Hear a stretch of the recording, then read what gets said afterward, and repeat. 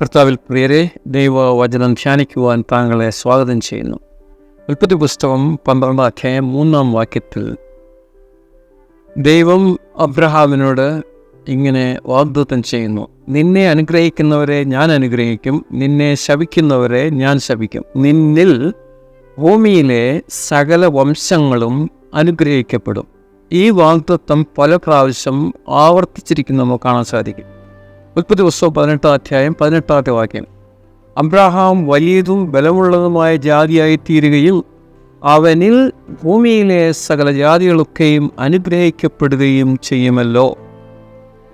ഉൽപ്പത്തി പുസ്തകം 22 അധ്യായം 18 വാക്യം: നീ എൻ്റെ വാക്ക് അനുസരിച്ചതുകൊണ്ട് നിന്റെ സന്തതി മുഖാന്തരം ഭൂമിയിലുള്ള സകല ജാതികളും അനുഗ്രഹിക്കപ്പെടുമെന്ന് ഞാൻ എന്നെക്കൊണ്ട് തന്നെ സത്യം ചെയ്തിരിക്കുന്നു എന്ന് യഹോവ അരുളിച്ചെയ്യുന്നു.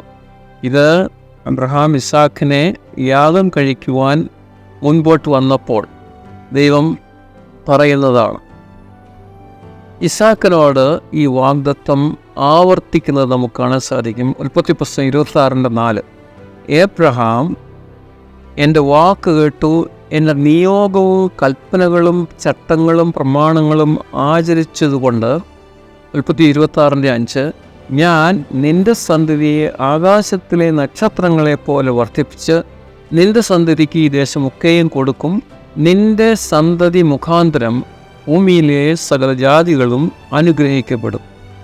യാക്കോബിനോട് ഈ വാഗ്ദത്തം ആവർത്തിക്കുന്നത് ഉൽപ്പത്തി പുസ്തകം 28:14 കാണുന്നു. നിന്റെ സന്തതി ഭൂമിയിലെ പൊടി പോലെയാകും.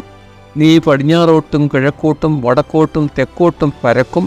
നീ മുഖാന്തരവും നിന്റെ സന്തതി മുഖാന്തരവും ഭൂമിയിലെ സകല വംശങ്ങളും അനുഗ്രഹിക്കപ്പെടും. അപ്പോസ്തല പ്രവൃത്തി 3 അധ്യായം 25 വാക്യം പത്രോസ് പ്രസംഗിക്കുമ്പോൾ പറയുകയാണ്: ഭൂമിയിലെ സകല വംശങ്ങളും നിന്റെ സന്തതിയിൽ അനുഗ്രഹിക്കപ്പെടും എന്ന് ദൈവം അബ്രഹാമിനോട് അരുളി നിങ്ങളുടെ പിതാക്കന്മാരോട് ചെയ്ത നിയമത്തിൻ്റെയും പ്രവാചകന്മാരുടെയും മക്കൾ നിങ്ങൾ തന്നെ.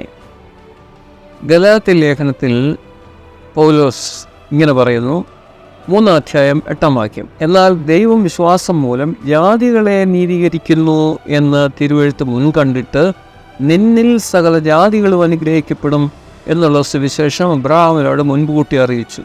അതായത് ഇസ്രായേൽ മക്കൾക്ക് മാത്രമല്ല, മറ്റുള്ളവർക്കും വിശ്വാസം മൂലം രക്ഷയ്ക്ക് ഒരു പദ്ധതി ദൈവത്തിനുണ്ട് എന്ന് മുൻകൂട്ടി പ്രസ്താവിച്ചിരിക്കുന്നു. ഗലാത്യർ 3:8: എന്നാൽ ദൈവം വിശ്വാസം മൂലം ജാതികളെ നീതീകരിക്കുന്നു എന്ന് തിരുവെഴുത്ത് മുൻകണ്ടിട്ട് നിന്നിൽ സകല ജാതികളും അനുഗ്രഹിക്കപ്പെടും എന്നുള്ള സുവിശേഷം അബ്രഹാമിനോട് മുൻപ് കൂട്ടി അറിയിച്ചു. എന്നാൽ ഈ സന്തതി എന്ന് ഉദ്ദേശിക്കുന്നത് ആരെയാണ്? ഇസ്രായേൽ ജനം മുഴുവനുമാണോ? അതോ എന്താണ് ഉദ്ദേശിക്കുന്നതെന്ന് ഗലാത്യർ 3:16 വ്യക്തമാക്കിയിരിക്കുന്നു. എന്നാൽ അബ്രഹാമിനും അവൻ്റെ സന്തതിക്കും വാഗ്ദത്തങ്ങൾ ലഭിച്ചു. സന്തതികൾക്കും എന്ന അനേകരെ കുറിച്ചല്ല, നിന്റെ സന്തതിക്കും എന്ന ഏകനെ കുറിച്ച് അത്രയോ പറയുന്നത്.